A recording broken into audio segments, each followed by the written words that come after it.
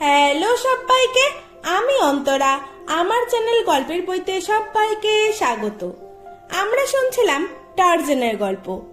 আগের এপিসোডে আমরা শুনেছিলাম টারজান কিভাবে বড় হয়ে উঠছে তার বনমানুষ পরিবারের কাছে। আজকে আমরা তার পরবর্তী অংশ থেকে শোনা শুরু করব, যেখানে আমরা জানতে পারবো টারজান তার নিজেকে দেখে তার কি মনে হলো এবং তারপরেই বা কি হলো। যারা এখনো গল্পের আগের পার্টগুলি শোনেনি তারা ঝটপট করে গিয়ে আগের পার্টগুলি শুনে এসো। আর গল্প ভালো লাগলে চ্যানেলটাকে সাবস্ক্রাইব করে বেল আইকনটা টিপে অল নোটিফিকেশনে ক্লিক করে দিও এবং লাইক কমেন্ট শেয়ার করতে কিন্তু একদম ভুলো না। তাহলে চলো, শুরু হচ্ছে আজকের গল্প, টারজান সমগ্র গল্পের পার্ট 6।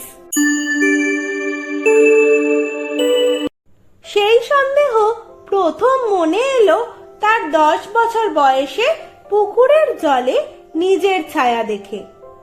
একে বিশ্রী চেহারা তার, সাদা প্যাংলা, গায়ে একটাও লোম নেই, খুদে খুদে দাঁত, আছে কি নেই মালুম দিচ্ছে না। লজ্জায় মরে গেল টারজান। সারা গায়ে কাদা মেখে কদাকার চেহারাটা ঢাকার চেষ্টাও করেছিল, কিন্তু কাদা শুকিয়ে চরচর করতে লাগলো। তার চেয়ে ওই লজ্জাস্কর চেহারাও ভালো। সত্যি ও কি বিশ্রী মুখ, দেখেও ঘেন্না হয়। নাকটা একটা চিমাটি খাওয়া সরু পাতলা ব্যাপার। বন্ধুদের নাক কেমন থ্যাবড়া, মুখের এতখানি জুড়ে আছে, তাতে এই বড় বড় লাল ছেদা। টারজানের চোখ দুটো যেন ছাই রঙের দুটো ফুটকি, তার ধারটা আবার সাদা মতো। মাগো, এমন চোখও হয়? এর চেয়ে সাপের চোখও ভালো। সঙ্গে এক বন্ধু ছিল, তার কি চমৎকার চেহারা। এমনি তন্ময় হয়ে নিজেদের ছায়া দেখছিল ওরা যে কখন ওদের থেকে 30 হাত দূরের থেকে সাবর সিংহী গুড়ি মেরে এগোচ্ছে তা দুজনের কেউই টের পায়নি। বন্ধু আবার চকাট চকাট করে জল খাচ্ছিল, তাই সাবরের পায়ের শব্দ টারজানের কানে যায়নি। এমনিতে তার কান বড় তীক্ষ্ণ।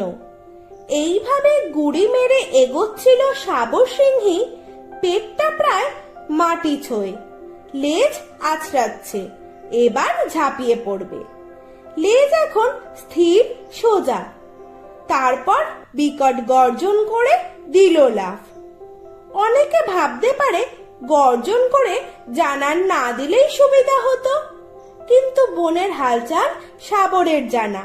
কি তীক্ষ্ণ কান জানোয়ারদের, ঘাস মারালেও শুনতে পায়। আর কি ক্ষিপ্র গতি। ওটা জানান দেওয়ার গর্জন নয়, ওটা পিলে চমকাবার ডাক। ভয়ের চোটে এক মুহূর্তের জন্য শিকার আড়ষ্ট হয়ে যায়, তারই মধ্যে ধারালো নখ দিয়ে তাকে এমন করে ধরা যায় যে পালাবার উপায় থাকে না। বন মানুষটার বেলায় বুদ্ধিটা খাটালো, তাতেই তার সর্বনাশ হলো।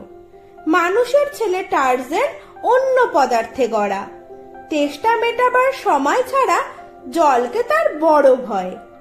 এই সেদিনও চোখের সামনে খুদে নিতা ডুবে মরেছিল, কিন্তু এখন পেছনে সাক্ষাৎ জম আর সামনে জল। টারজান টুপ করে ডুব দিল। টারজান সাঁতার জানতো না, পুকুরটাও বেশ গভীর। প্রথমটা একেবারে তলিয়ে গেল, কিন্তু তার জন্মগত সাহস আর উপস্থিত বুদ্ধি এবার কাজে দিল। যেমন করে হোক ভেসে থাকতে হবে। খুব খানিকটা হাত পা ছুঁড়ে কি করে জানি যে কায়দায় পুকুরে ভেসে থাকে সেই কায়দাটা বুঝে নিল। শুধু ভেসে থাকা নয়, বিশেষভাবে হাত পা নেড়ে এগিয়েও যেতে পারছে দেখে ছেলেটা নিজেই অবাক হলো।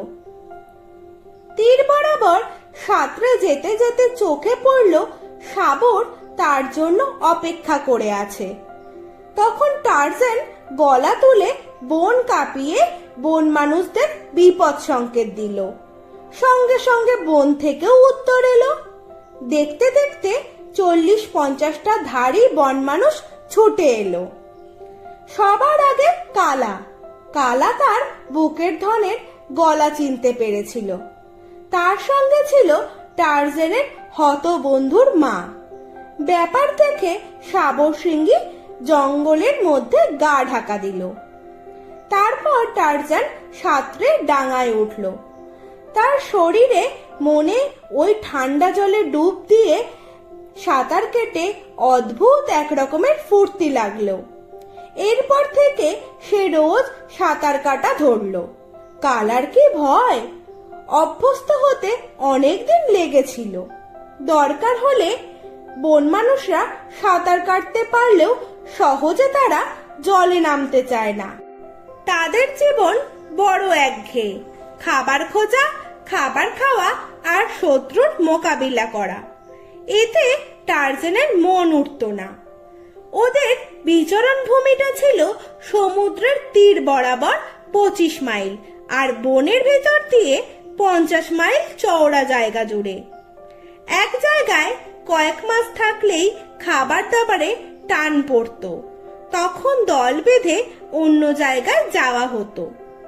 আসলে কেরচাকের বেশি দিন এক জায়গায় ভালো লাগতো না। ক্ষিপ্র গতিতে চলাফেরা করা হতো। রাত পড়লে যে যার মতো শুয়ে পড়তো। হয়তো বড় বড় পাতা দিয়ে মাথা মুখ ঢেকে শুতো, কিংবা 3-4 জন গাদাগাদি করে যদি শীত করত। টারজান বরাবর কালার বুকে মুখ গুজে শুয়ে থাকতো। কালা তাকে যেমনি প্রাণ দিয়ে ভালোবাসতো, টারজানও কালাকে মা বলেই জানতো। অবাধ্য হলে কালা ওর কান মলে দিত, কিন্তু সে কচিত কদাচিৎ, সাধারণত আদর ছাড়া কিছুই পেত না। টুবলাট কিন্তু টারজানকে দেখতে পারত না। অনেকবার তাকে মেরে ফেলার চেষ্টাও করেছিল। টারজানও তার পাতানো বাপের মনের ভাব কড়ায় গন্ডায় ফিরিয়ে দিত। সরু ডালে চড়ে ভেংচি কাটত, আবার কখনো মায়ের কোলে চেপে নানা রকম অপমান করত।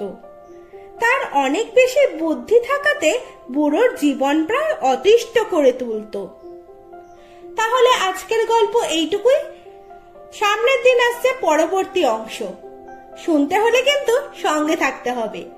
গল্প যদি ভালো লাগে তাহলে চ্যানেলটাকে সাবস্ক্রাইব করে বেল আইকন টিপে অল নোটিফিকেশনে ক্লিক করে দিও এবং লাইক, কমেন্ট, শেয়ার করতে কিন্তু একদম ভুলো না।